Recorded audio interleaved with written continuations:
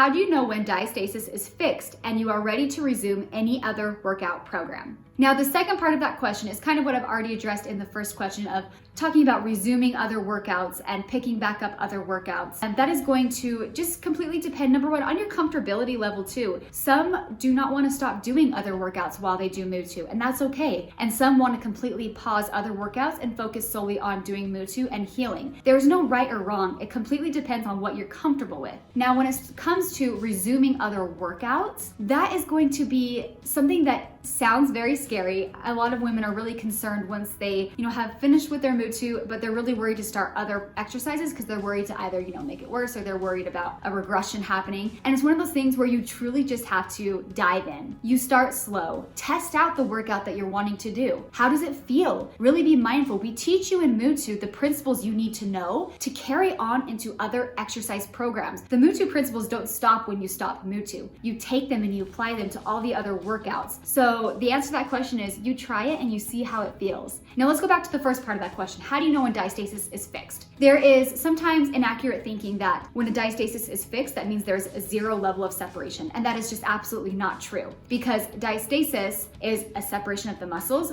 but it's important to understand that the starting point of the rectus muscles are already separated into two halves. You have the left rectus and the right rectus muscles that are held together by that connective tissue that runs down the midline. So those muscles are naturally separated. Now, when a diastasis is a problem is when those muscles are unnaturally distanced from one another and there is symptoms and problems that are affecting it. So someone could have a 2.5, 3 finger separation and have no problems. That diastasis is not an issue. And oftentimes that would be because the connective tissue is very firm down the midline, versus when you have someone who has a diastasis that is causing these problems. So we get really caught up on what's the width of the separation, and we base the healing solely on the distance from one another. And that is a very two-dimensional view and take on diastasis. There are so many more elements that matter. So when is diastasis healed? It's healed when it's no longer causing you problems. When you feel connected to your core and your pelvic floor, when you don't have issues like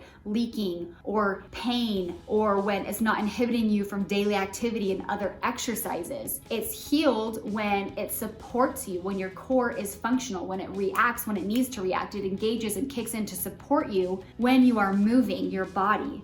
And another side to thinking a diastasis is healed is dependent on how the stomach looks from the outside. And really, a flat stomach is an inaccurate way to track if a diastasis is healed or not. Now, there is nothing wrong with wanting to have a flatter stomach and to tone up. It's not wrong to want that, but it is not a good way to track if a stomach and a core, and specifically the muscles, are healed, strong, and functional. You cannot judge a functional core from the way that it looks. And so we really need to separate the two. Functionality and aesthetics do not go together. They are separate. Now, when you have a diastasis, often when you do heal it, you do find and see a benefit to the way that it looks. Now, that doesn't mean that everybody's going to have a completely flat stomach again, because that brings in so many other elements, from just genetics, from the way that your body is, from how you eat, your general exercise outside of diastasis healing,